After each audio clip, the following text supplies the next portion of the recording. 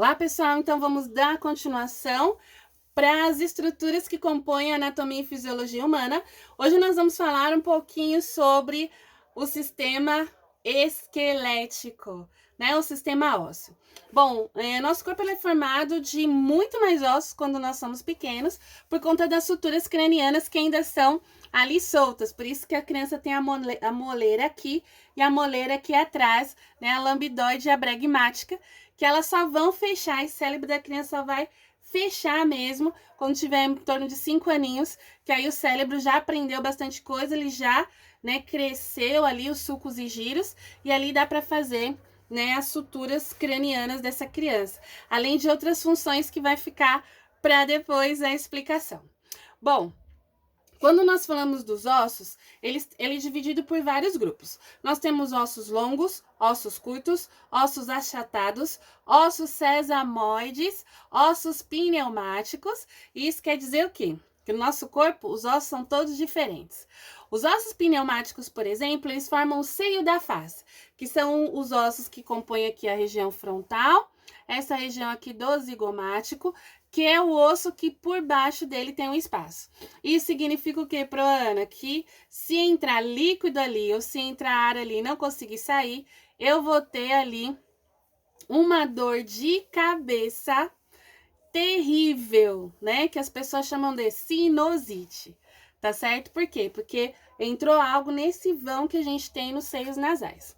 Já os ossos que são achatadinhos, são os ossos que formam a nossa costela. Depois eu vou mandar um mapa para vocês do corpo humano, para que vocês consigam se situar ali dentro das estruturas anatômicas. Os ossos que são pequenininhos, por exemplo, os ossos curtos, são dos nossos dedinhos, ó, das falanges, são ossos curtos. Nós temos ossos que vão formar uma estrutura maior, como o fêmur, por exemplo, que forma a coxa, como a pelva, que forma o quadril. Então, a gente vai ter diferenciações dessas estruturas em cada lugar do nosso corpo. Bom, qual que é a função desse sistema? A principal função, então, é arcabouço. Então, ele vai proteger órgãos nobres, né? O crânio vai proteger o cérebro, caixa torácica protege o coração, pulmão, vai proteger o rim aqui atrás, pedação do quase o fígado inteiro também no rebordo intercostal. A pelve vai proteger todos os órgãos reprodutores, vai proteger também o globo vesicular. Então, ele tem a função ali de proteger os órgãos que são vitais para o nosso corpo. Outra função que ele tem é depósito de cálcio e de fósforo, né? Então, doenças que causam penia, causam diminuição desses sais minerais de cálcio e o de fósforo, como, por exemplo, osteopenia, que é a diminuição dos sais minerais na estrutura óssea. Por isso que o exame chama densitometria óssea, que eu quero saber se esse osso está vigoroso ali fazendo a sua função. Depois dessa característica, ele tem função hematopoética. Olha, estão aprendendo bastante nome. Isso significa o quê? Em ossos longos, que são os maiores ossos do nosso corpo, produz sangue, né? Produz a medula vermelha e produz também a medula branca.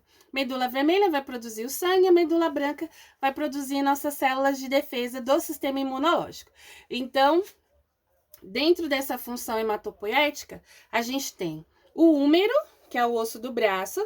A gente vai ter uma aulinha aí só falando dos nomes dos músculos, para vocês memorizarem depois dos ossos, tá bom? Lembrando que são 600 músculos e 207 ossos, tá bom, pessoal? Vão aí liberando espaço para poder memorizar tudo isso.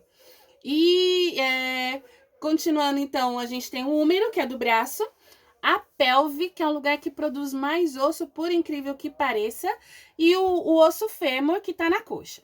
E um osso da perna chamada tíbia, que é o osso da parte de dentro da nossa perna. E o osso do lado de fora, ele é um osso fininho, então ele não produz sangue.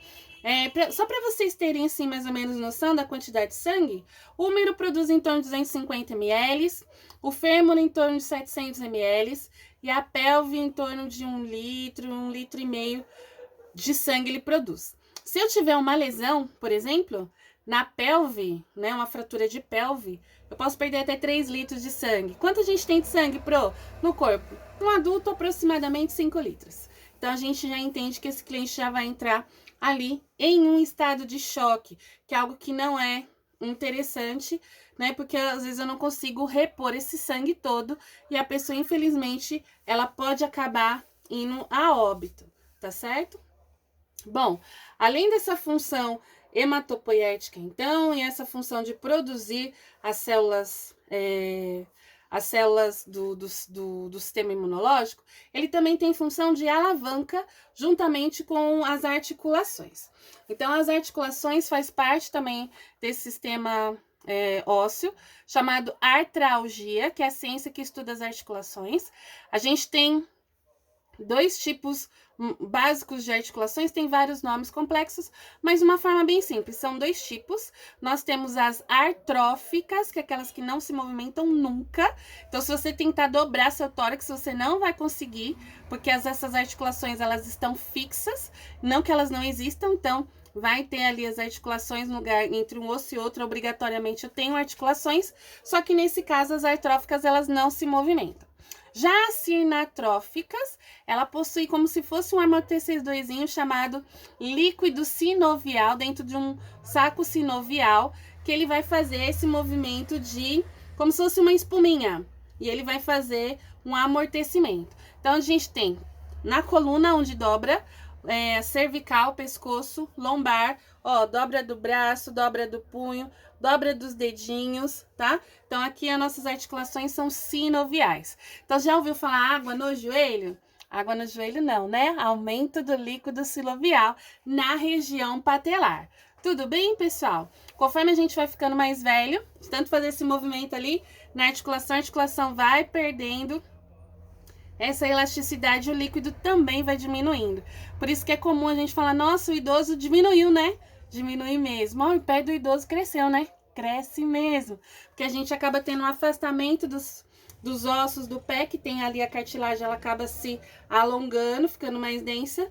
E quando a gente fala da coluna, então, a gente tem a parte, né, da coluna de tanto se movimentar a vida toda, carregar peso, aquela coisa, ela vai também reduzindo, tá certo? Então, há uma diferença quando a gente fala de artrite, artrito, artrose, ó, não dobra mais, tá certo? Então, a gente precisa entender como funciona para conseguir entender o processo de patologia.